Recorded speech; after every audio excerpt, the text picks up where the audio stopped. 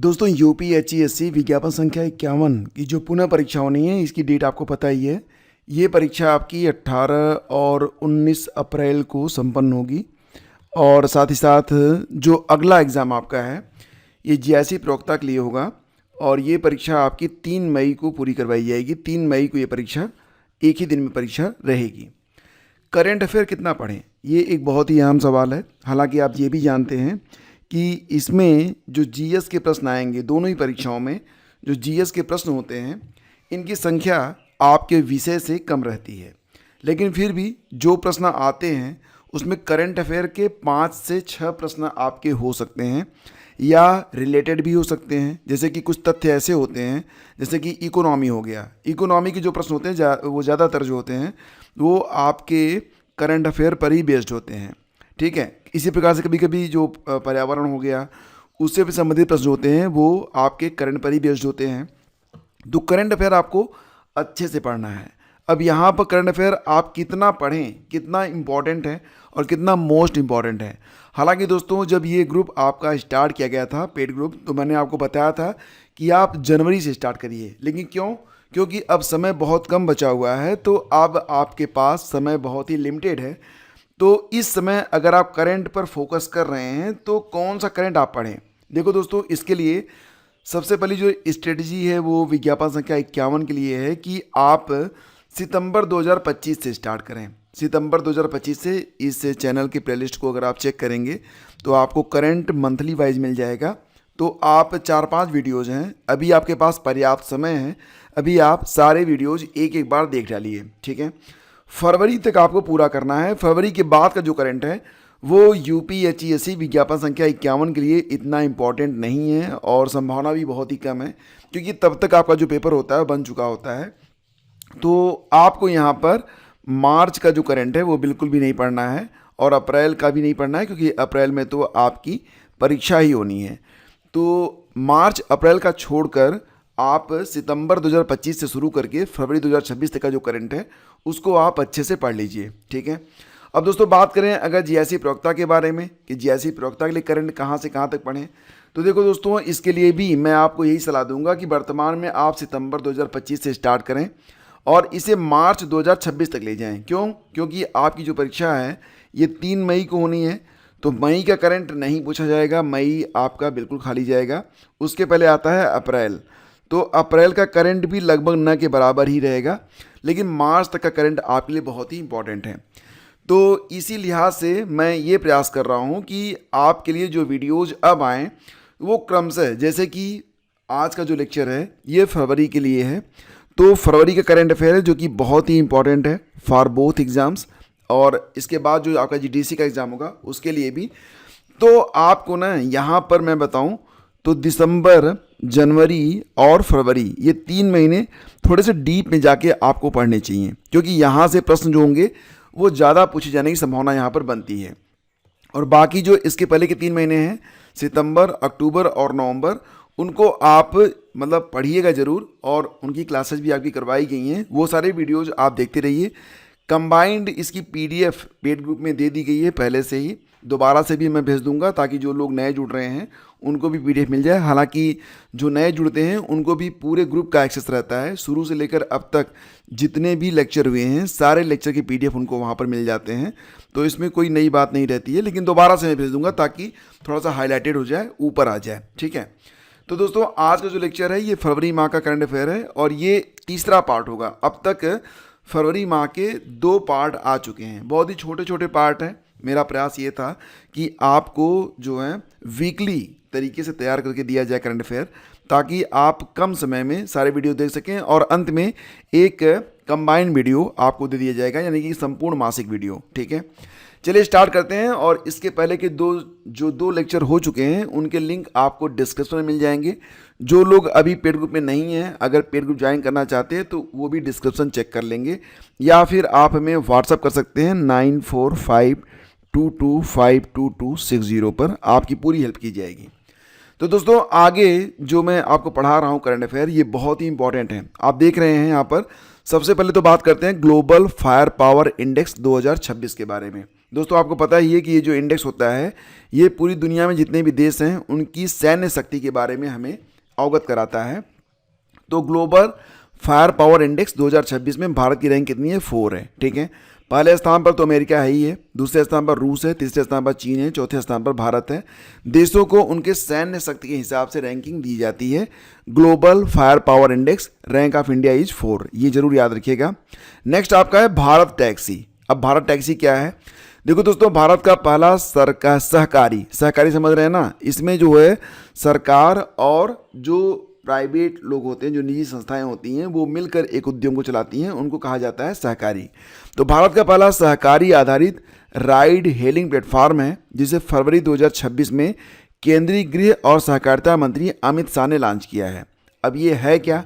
आपने अक्सर जो है जब आप शहरों में रहते हैं तो कहीं आपको बाहर जाना पड़ता है तो आप ओला और उबेर को मंगाते हैं, टैक्सियाँ मंगाते हैं और वो आपको आपके गंतव्य तक ले जाती हैं। तो ये दोनों निजी यानी कि प्राइवेट संस्थाएं हैं। तो एक इसी प्रकार की सरकारी संस्था भी बनाई जा रही है, लेकिन ये सरकारी पूर्णतया नहीं होगी, ये सहकारी होगी। मतलब इसमें क्या होगा कि जीरो कमीशन, आपको कमीशन नहीं देना पड़ेगा। जैसा कि अगर आप ओला उबेर में अपनी गाड़ियां डालते हैं तो आपको कंपनियों को भी कमीशन देना पड़ता है, लेकिन यहाँ पर जीरो कमीशन और बिना सर्ज प्राइसिंग मॉडल पर यह काम करता है, जो ड्राइवरों के स्वामित्व वाली एक सहकारी समिति है। यानी कि सरकार और जो ड्राइवर हैं वो मिलकर इसे चलाएंगे और इस सेवा को नाम दिया गया है भारत टैक्सी। ठीक है ना, इसे फरवरी 2026 में केंद्रीय गृह और सहकारिता मंत्री अमित शाह ने लॉन्च किया है। नेक्स्ट आपका है मणिपुर की पहली महिला उप मुख्यमंत्री कौन बनी है? ये बहुत ही इंपॉर्टेंट दोस्तों, क्योंकि हाल ही में मणिपुर में 1 साल का राष्ट्रपति शासन लगा था और अब राष्ट्रपति शासन समाप्त हुआ है, तो यूनाम खेमचंद सिंह नए मुख्यमंत्री बने हैं। तो मणिपुर की पहली महिला उप मुख्यमंत्री जो बनी हैं ये भी बहुत ही इंपॉर्टेंट है, इनको आप याद रखें। इनका नाम है नेमता किपगेन। ठीक है, ये कुकी समुदाय की हैं और आपको पता ही है कि मणिपुर की राजधानी है इम्फाल। गवर्नर वर्तमान में हैं अजय कुमार भल्ला। सुप्रीम कोर्ट ने पीरियड हेल्थ को मूल अधिकार किस अनुच्छेद के अंतर्गत घोषित किया है? तो अनुच्छेद 21 के अंतर्गत। तो दोस्तों पीरियड हेल्थ आपको पता ही है, तो इस फैसले के तहत स्कूलों में मुफ्त सैनिटरी पैड और अलग शौचालय की व्यवस्था की जाएगी। ठीक है, तो ये है आपका पीरियड हेल्थ और इसे मूल अधिकार घोषित किया गया है अनुच्छेद 21 के अंतर्गत, ये याद रखिएगा। नेक्स्ट है, अब देखिए 86वां संविधान संशोधन द्वारा अनुच्छेद 21A जोड़ा गया है जो 6 से 14 वर्ष के बच्चों के लिए अनिवार्य शिक्षा की गारंटी देता है। ठीक है, और अनुच्छेद 21 क्या है? हमें जीवन का अधिकार के साथ ही सम्मान से जीने के अधिकार की गारंटी भी देता है। के.एस. पुट्टास्वामी बनाम भारत संघ 2017 मामले में निजता का अधिकार को अनुच्छेद 21 के तहत मौलिक अधिकार के रूप में स्थापित किया गया था, ये भी आप याद रखिए। ठीक है, अब दोस्तों बात करते हैं टाइम्स बी स्कूल रैंकिंग 2026 के बारे में। तो प्रश्न है कि टाइम्स बी स्कूल रैंकिंग 2026 में किसने समग्र रैंकिंग में पहला स्थान हासिल किया है? तो ये है Indian institute of foreign trade जो कि नई दिल्ली में स्थित है। ओके, अब ये जो टाइम्स बी स्कूल रैंकिंग है दोस्तों, इसे जारी कौन करता है? तो इसे टाइम्स ऑफ इंडिया ग्रुप के द्वारा जारी किया जाता है, जो भारत में प्रबंधन संस्थानों को उनकी शिक्षा की गुणवत्ता, प्लेसमेंट, रिकॉर्ड, इंफ्रास्ट्रक्चर, फैकल्टी और इंडस्ट्री के साथ संबंधों के आधार पर रैंक देता है। IIFT Indian institute of foreign trade, IIFT का फुल फॉर्म है Indian institute of foreign trade और इसकी स्थापना होती है 1963 में। इसके जो वाइस चांसलर हैं उनका नाम है राकेश मोहन जोशी। अगला है, भारत की पहली क्वांटम कंप्यूटिंग वैली की आधारशिला कहाँ पर रखी गई? तो दोस्तों भारत की जो पहली क्वांटम कंप्यूटिंग वैली की आधारशिला है इसे अमरावती आंध्र प्रदेश में रखा गया है। किसके द्वारा? मुख्यमंत्री चंद्रबाबू नायडू और केंद्रीय मंत्री जितेंद्र सिंह के द्वारा। अब दोस्तों ये जो क्वांटम कंप्यूटर वैली है यह एक ऐसा विशेष इलाका या हब है जहां भविष्य की तकनीक यानी कि क्वांटम कंप्यूटिंग से जुड़ी रिसर्च स्टार्टअप्स और कंपनियां एक साथ मिलकर काम करती हैं। ओके, नेक्स्ट है आपका कि भारत का पहला एंटी ड्रोन बंदरगाह कौन सा बना है? मतलब 5 किलोमीटर के दायरे में कोई भी ड्रोन यहाँ पर प्रवेश नहीं कर सकता। ये ऐसा बंदरगाह होगा जहाँ के 5 किलोमीटर के दायरे में कोई भी ड्रोन नहीं आ सकता है। तो यह भारत का पहला एंटी ड्रोन बंदरगाह है। यह है आपका चिदम्बरनाह बंदरगाह और ये दोस्तों कहाँ पर स्थित है, तो ये थूथुकुडी तमिलनाडु में स्थित है। यह तकनीकी रडार और रेडियो फ्रीक्वेंसी का उपयोग करके उन अनधिकृत ड्रोनों का पता लगाने, उन पर नज़र रखने और जाम करने पर काम करेगा। मतलब 5 किलोमीटर रेंज में कोई भी ड्रोन प्रवेश नहीं कर सकता है। तो ध्यान दीजिए, भारत का पहला एंटी ड्रोन बंदरगाह ये बना है VO चिदम्बरनाथ बंदरगाह, तमिलनाडु थूथुकुडी में स्थित है। नेक्स्ट है आपका 39वां सूरजकुंड अंतर्राष्ट्रीय शिल्प मेला 2026। दोस्तों आपको ये पता ही है कि जब भी सूरजकुंड मेला लगता है तो ये फरीदाबाद में लगता है, हरियाणा के फरीदाबाद में। और ये इस बार जो क्रम है 2026 में ये है 39वां, याद रखिएगा 39वां सूरजकुंड अंतर्राष्ट्रीय शिल्प मेला 2026। ये लगा कहाँ पर, हरियाणा के फरीदाबाद में 31 जनवरी से लेकर 15 फरवरी 2026 तक। इसकी थीम रही लोकल टू ग्लोबल और आत्मनिर्भर भारत। लोकल टू ग्लोबल, आत्मनिर्भर भारत। भागीदार देश मिस्र रहा, इजिप्ट, और भागीदार राज्य है मेघालय और यूपी। ओके, नेक्स्ट है आपका भारत द्वारा अग्नि 3 का सफल परीक्षण किया गया। दोस्तों आपको पता ही है अग्नि 3 भारत की एक बहुचर्चित मिसाइल है और अब अग्नि 3 का सफल परीक्षण यहाँ पर किया गया है, यानी कि यह 3rd जनरेशन है। तो फरवरी 2026 में DRDO के द्वारा ओडिशा के चांदीपुर टेस्ट फायरिंग रेंज से अग्नि 3 मिसाइल का सफल परीक्षण किया गया। तो इसका जब परीक्षण किया गया तो यह पूर्णतया सफल रहा, यानी कि अग्नि 3 को DRDO ने तैयार कर लिया है और यह सफल है। अग्नि 3 क्या है, यह एक इंटरमीडिएट रेंज बैलिस्टिक मिसाइल है। और इंटरमीडिएट रेंज मतलब यह 3000 से लेकर 5000 किलोमीटर के बीच में यह वारहेड ले जा सकता है, परमाणु हथियार भी ले जा सकता है और अटैक कर सकता है। तो रेंज इसकी 3000 से लेकर 5000 किलोमीटर के बीच है। यह एक इंटरमीडिएट रेंज बैलिस्टिक मिसाइल है, याद रखिएगा। इसका परीक्षण स्थल जरूर याद रखिएगा, उड़ीसा के चांदीपुर टेस्ट फायरिंग रेंज से। ओके, नेक्स्ट है दोस्तों आपका 6ठा राष्ट्रीय फसल शिखर सम्मेलन 2026 और इसका आयोजन मुंबई में किया गया। कहाँ पर किया गया, मुंबई में। यह 6वां था राष्ट्रीय फसल शिखर सम्मेलन 2026। इसका आयोजन 5 और 6 फरवरी 2026 को नेशनल स्टॉक एक्सचेंज मुंबई में आयोजित किया गया। तो ध्यान दीजिएगा कि NSC में ही इसका आयोजन किया गया था। किसके द्वारा, Indian micro fertilisers manufacturing association के द्वारा। इसकी थीम है coverage, collaborate and co create. ठीक है, coverage, collaborate and co create, ये इसकी थीम है। भारत को एग्री इनपुट के उत्पादन और निर्यात का ग्लोबल हब बनाना, ये राष्ट्रीय फसल शिखर सम्मेलन 2026 का मुख्य लक्ष्य रहा। अगला है सैफ अंडर 19 महिला फुटबॉल चैंपियनशिप 2026। तो दोस्तों इसका जो 7वां संस्करण है यह 31 जनवरी से लेकर 7 फरवरी तक रंगशाला स्टेडियम पोखरा नेपाल में आयोजित किया गया। ठीक है, ये है आपका सैफ अंडर 19 महिला फुटबॉल चैंपियनशिप 2026। विजेता बना भारत। लगातार मतलब ये अब तक इसके 7 संस्करण हुए हैं, जिसमें 3 बार भारत ने इसमें अपना पदक जीता है, यानी कि विजेता बना है। और किसको हराया, तो बांग्लादेश को। बेस्ट गोलकीपर ऑफ टूर्नामेंट चुना गया है मुन्नी को। ओके, नेक्स्ट है किस राज्य ने अपनी तरह के पहले महिला नेतृत्व वाले इंडस्ट्रियल पार्क का उद्घाटन किया है। तो दोस्तों देखो, ये राज्य यानी कर्नाटक है जो कि अपनी तरह के पहले महिला नेतृत्व वाले इंडस्ट्रियल पार्क का उद्घाटन किया गया। कहाँ पर, कर्नाटक में। कब, फरवरी 2026 में। कर्नाटक नेगौरी बिदानूर में अपनी तरह का पहला महिलाओं के नेतृत्व वाला औद्योगिक पार्क का उद्घाटन किया गया है। इसकी स्थापना फिक्की लेडीज ऑर्गेनाइजेशन के द्वारा किया जाएगा। अब दोस्तों बात करें अगर फिक्की के बारे में, तो फिक्की यानी कि federation of Indian chambers of commerce and industry, ये इसका फुल फॉर्म होता है। जबकि फिक्की लेडीज ऑर्गेनाइजेशन की स्थापना होती है 1983 में। फिक्की की स्थापना दोस्तों 1927 में ही हो गई थी, महात्मा गांधी की सलाह पर GD बिरला और पुरुषोत्तम दास ठाकुर के द्वारा। और यह भारत का सबसे बड़ा, सबसे पुराना और सर्वोच्च व्यावसायिक संगठन है। तो ये भी आप याद रखेंगे। ओके, अब दोस्तों बात करें अगर कॉम्प्रिहेंसिव बर्ड एटलस के बारे में, तो बर्ड एटलस जारी करने वाला जो पहला स्टेट बना था, आपको पता ही होगा, ये केरल था। और अब बर्ड एटलस जारी करने वाला दूसरा राज्य बन गया है गोवा।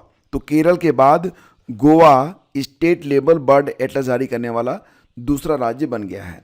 7 फरवरी 2026 को गोवा के 9वें पक्षी महोत्सव के दौरान इस बर्ड एटलस को गोवा ने जारी किया है। ये जरूर याद रखिएगा कि कॉम्प्रिहेंसिव बर्ड एटलस जारी करने वाला दूसरा राज्य गोवा बना है, पहला राज्य केरल है। नेक्स्ट है आपका बैडमिंटन एशिया टीम चैंपियनशिप 2026। ये बहुत ही इंपॉर्टेंट है।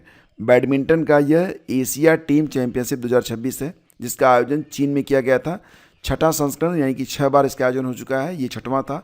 3 से 8 फरवरी के बीच में किंगदाओ चीन में इसका आयोजन किया गया। मेडल टैली में पहला स्थान मिला है साउथ कोरिया को, जापान दूसरे स्थान पर, चीन जो है ये तीसरे स्थान पर, इंडोनेशिया दोस्तों ये चौथे स्थान पर है। तो टॉप पर मेडल टैली में कौन रहा है? South Korea. Badminton Asia team championship 2026 में आयोजन इसका किंगदाओ चीन में किया गया। अगला है भारतीय वायुसेना ने वायु शक्ति 2026 अभ्यास कहाँ पर आयोजित किया? तो दोस्तों ये जो वायु शक्ति 2026 नामक अभ्यास है, इसका आयोजन भारतीय वायुसेना के द्वारा किया गया। कहाँ पर? राजस्थान में। ठीक है, कब? फरवरी 2026 में। इसमें 100 से ज़्यादा विमान हिस्सा लिए, जिसमें राफेल, सुखोई 300 MKI, तेजस, जगुआर और मिराज 2000 जैसे फ्रंट लाइन फाइटर जेट्स शामिल रहे। बात करते हैं दोस्तों अब विश्व दलहन दिवस के बारे में, और ये प्रतिवर्ष मनाया जाता है 10 फरवरी को, याद रखिएगा। विश्व दलहन दिवस कब होता है? 10 फरवरी को होता है, और 2026 में इसकी थीम है विश्व की दालें सादगी से उत्कृष्टता की ओर। ये थीम है जो कि बहुत ही इंपॉर्टेंट है, इसके बारे में आप इसको बिल्कुल याद रखिएगा। 10 फरवरी को ही international day of Arabian leopard भी घोषित किया गया है। तो 10 फरवरी को 2 इंपॉर्टेंट डेज हैं। कौन कौन से? पहला तो है आपका विश्व दलहन दिवस, दूसरा है international day of Arabian leopard. Okay, और दोस्तों संतोष ट्रॉफी 2025-26, ये जरूर याद रखिएगा कि जो संतोष ट्रॉफी है इसका संबंध किससे है? तो यह फुटबॉल से संबंधित है, और ये इसका 79वां संस्करण खेला गया 2025-26 के लिए 15 दिसंबर 2025 से लेकर 8 फरवरी 2026 के बीच में। विजेता बना सर्विसेज, किसको हराया? केरल को हराया। सर्वाधिक बार, यानी कि अब तक जो 79 टाइम ये संतोष ट्रॉफी का आयोजन किया गया है, उसमें 33 बार वेस्ट बंगाल इस ट्रॉफी का विजेता बना है। ठीक है, वेस्ट बंगाल 33 बार इस ट्रॉफी का विजेता बना है, और इसे शुरू किया गया था 1941 में। इसका शुभारंभ होता है 1941 में। ऑल इंडिया फुटबॉल फेडरेशन की स्थापना जबकि होती है 1937 में। तो 1937 में ऑल इंडिया फुटबॉल फेडरेशन की स्थापना होती है। इसके बाद 1941 में इसको स्टार्ट किया गया, और इसका मुख्यालय नई दिल्ली में है। वर्तमान में इसके जो अध्यक्ष हैं उनका नाम है कल्याण चौबे। दोस्तों बात करते हैं मिलन 2026 के बारे में, जो कि एक बहुराष्ट्रीय युद्धाभ्यास है, और इसका आयोजन इंडियन नेवी के द्वारा किया जाएगा। और कब से कब तक? तो 19 फरवरी से लेकर 25 फरवरी के बीच में 13वां संस्करण रहा। ठीक है, कहाँ पर? तो विशाखापत्तनम आंध्र प्रदेश में इसका आयोजन किया गया। थीम रखी गई दोस्तों, इसकी थीम इस बार है कैमराडेरी, कोऑपरेशन एंड कोलैबोरेशन। तो ये थीम याद रखिएगा, कैमराडेरी, कोऑपरेशन एंड कोलैबोरेशन। यह अभ्यास पहली बार 1995 में आयोजित किया गया था। आगे बढ़ते हैं, शक्ति कॉरिडोर के पहले चरण का शिलान्यास। तो दोस्तों शक्ति कॉरिडोर कहाँ पर बन रहा है? गुजरात में बन रहा है। क्या है ये? तो दोस्तों ये जो शक्ति कॉरिडोर है, यह अंबाजी मंदिर परिसर को आधुनिक और भव्य बनाने का विशाल प्रोजेक्ट है, जिसे शक्ति कॉरिडोर नाम दिया गया है। तो इसके लिए कुल 1632 करोड़ रुपए का जो मेगा प्रोजेक्ट है उसको स्वीकृत किया गया है। तो फिलहाल अभी जो शक्ति कॉरिडोर है, इसके पहले चरण का शिलान्यास किया गया है मुख्यमंत्री के द्वारा। गुजरात के वर्तमान में मुख्यमंत्री कौन है? भूपेंद्र पटेल, आप जानते ही हैं, गुजरात के मुख्यमंत्री हैं। नेक्स्ट है आपका अंतर्राष्ट्रीय मिर्गी दिवस। दोस्तों ये मनाया गया 9 फरवरी को। हर साल फरवरी के दूसरे शनिवार को मनाते हैं, तो ये फिक्स नहीं रहता है। हर साल फरवरी के दूसरे शनिवार को मनाते हैं अंतर्राष्ट्रीय मिर्गी दिवस। और मिर्गी क्या है दोस्तों? यह एक न्यूरोलॉजिकल स्थिति है जिसका इलाज हो सकता है। बैगनी रंग जो होता है ये मिर्गी जागरूकता का प्रतीक होता है। ओके, जबकि राष्ट्रीय मिर्गी दिवस ये प्रतिवर्ष 17 नवंबर को होता है, जो कि बहुत ज़्यादा इंपॉर्टेंट है, ये फिक्स रहता है। राष्ट्रीय मिर्गी दिवस 17 नवंबर को। अंतर्राष्ट्रीय मिर्गी दिवस यह फरवरी के दूसरे शनिवार को मनाया जाता है। ठीक है, और ये इस साल मनाया गया 2026 में 9 फरवरी को। नेटवर्क रेडीनेस इंडेक्स 2025 के बारे में बात करते हैं दोस्तों। तो इसमें भारत का स्थान है 45। अब ये है क्या नेटवर्क रेडीनेस इंडेक्स? तो यह इंडेक्स यह बताता है कि कोई देश डिजिटल दुनिया यानी इंटरनेट, एआई, 5G का उपयोग करने के लिए कितना रेडी है। तो दोस्तों इसमें सबसे अधिक रेडी अमेरिका है, दूसरे स्थान पर फिनलैंड है, तीसरे स्थान पर सिंगापुर है। भारत जो है 45वें स्थान पर है 45। और इसे जारी कौन करता है? तो दोस्तों जारी करता है इसका पोर्टुलैंस इंस्टीट्यूट, जो कि एक American non profit research institute है। ओके, नेक्स्ट है आपका पढ़ाई विद एआई। ये दोस्तों एक पहल है, पढ़ाई विद एआई, और ये जो पहल है इसे हिमाचल प्रदेश में स्टार्ट किया गया है। मुख्यमंत्री सुखविंदर सिंह सुक्खू ने बिलासपुर जिले में पढ़ाई विद एआई नाम से डिजिटल लर्निंग पहल शुरू की है, और इसका उद्देश्य है कि जो बच्चे तैयारी कर रहे हैं प्रतियोगी परीक्षाओं को, उनको विशेष हेल्प इंटरनेट की सहायता से प्रदान किया जाए। ये नाम जरूर याद रखिएगा, सानाए ताकाइची, ठीक है, सानाए ताकाइची, या फिर इसे आप सानाए ताकाची भी याद रखिएगा। ये जापान के इतिहास में पहली महिला पीएम बनी हैं जिन्होंने आम चुनाव में बहुमत हासिल कर सत्ता में वापसी की है।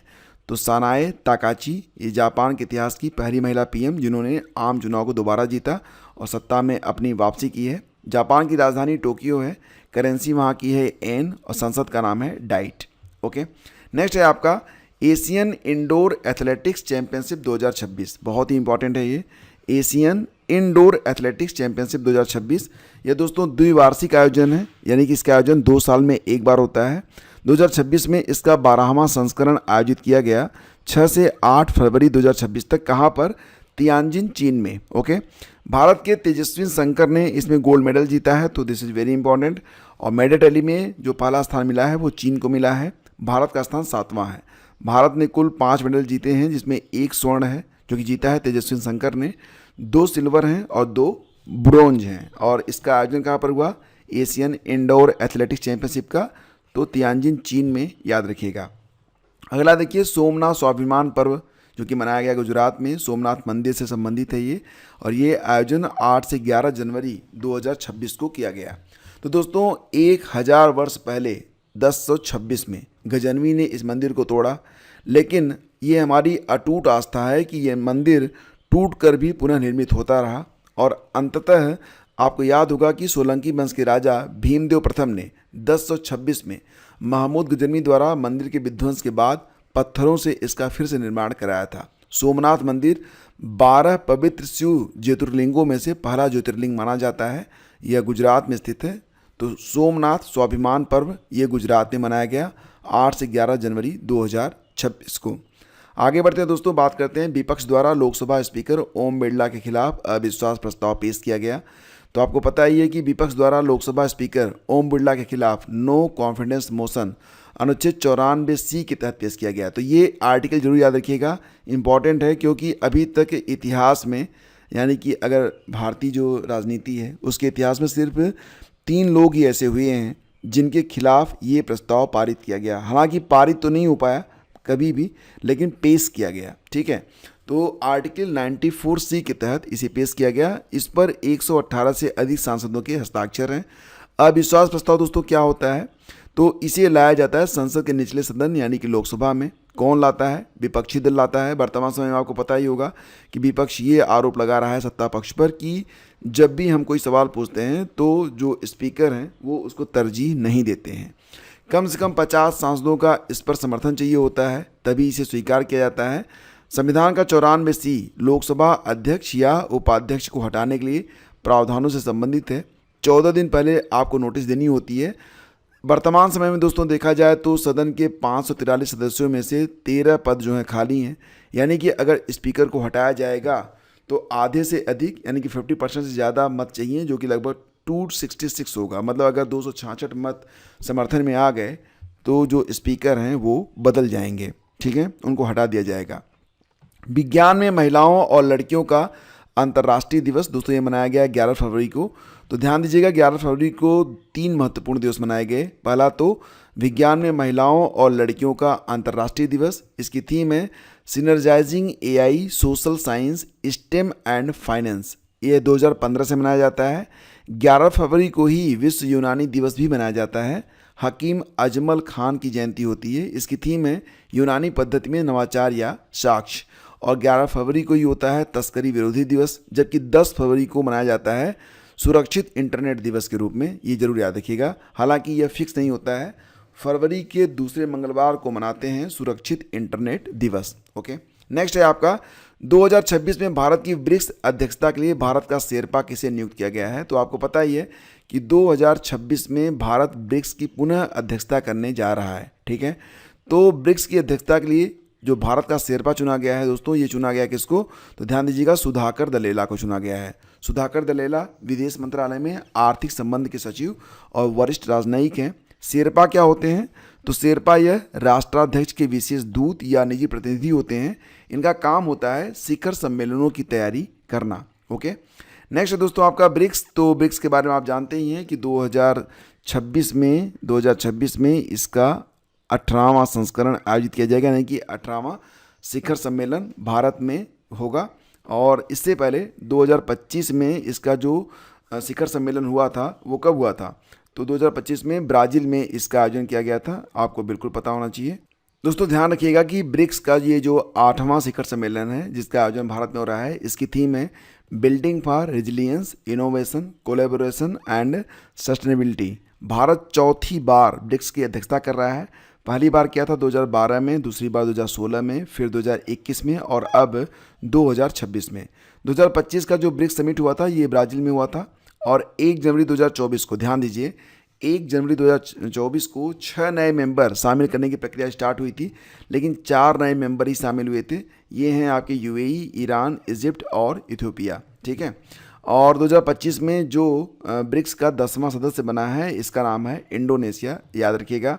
दोस्तों बात करते हैं अब भ्रष्टाचार धारणा सूचकांक के बारे में, यानी कि जो करप्शन परसेप्शन इंडेक्स 2025 के लिए जारी किया गया है। हालांकि ये रैंकिंग 2026 में जारी हुई है, लेकिन ये पिछले वर्ष 2025 के लिए जारी की गई है।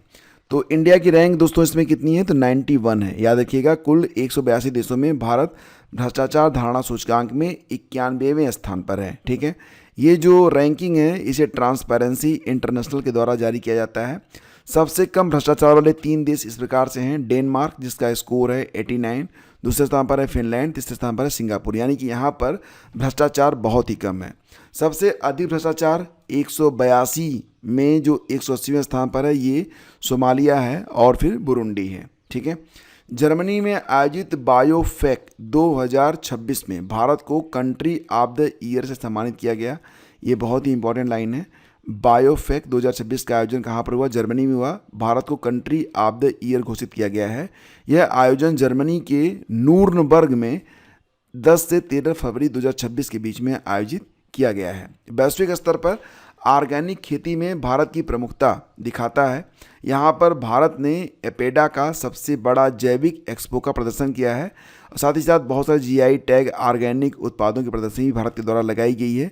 एपेडा क्या है दोस्तों, तो इसका फुल फॉर्म होता है agricultural and processed food product export development authority. इसकी स्थापना 1986 में होती है। इसका फुल फॉर्म याद रखिएगा, agricultural and processed food product export development authority. Headquarter मिलेगा आपको एपेडा का नई दिल्ली में। चेयरमैन वर्तमान में है अभिषेक देव। और इसका काम क्या होता है, भारत में कृषि यानी कि agricultural and processed food product के एक्सपोर्ट और डेवलपमेंट को बढ़ावा देना। बात करते हैं सत्या पोर्टल के बारे में। तो दोस्तों सत्या पोर्टल इसे लॉन्च किया गया इलेक्ट्रॉनिक्स एंड आईटी मिनिस्ट्री के द्वारा। इसका उद्देश्य क्या है, STQC लैब के संचालन को आधुनिक, पारदर्शी और कुशल बनाना। STQC क्या है, तो ये है आपका standardisation testing and quality certification. Okay, US green building council की लीड लिस्ट 2025 में अमेरिका के बाहर भारत को कौन सा स्थान मिला है, तो दोस्तों ये दूसरा स्थान मिला है। तो लीड लिस्ट क्योंकि अमेरिका जारी करता है तो अपने आप को सर्वोपरि रखता है, उसके बाद वो बाकी जो है रैंकिंग करता है। तो पहले स्थान पर चीन को रखा है, दूसरे स्थान पर भारत को, तीसरे स्थान पर कनाडा को। लीड का मतलब होता है leadership in energy and environmental design. यह एक रेटिंग लिस्ट है जो बताती है कि कोई इमारत पर्यावरण के लिए कितनी सुरक्षित और ऊर्जा कुशल है।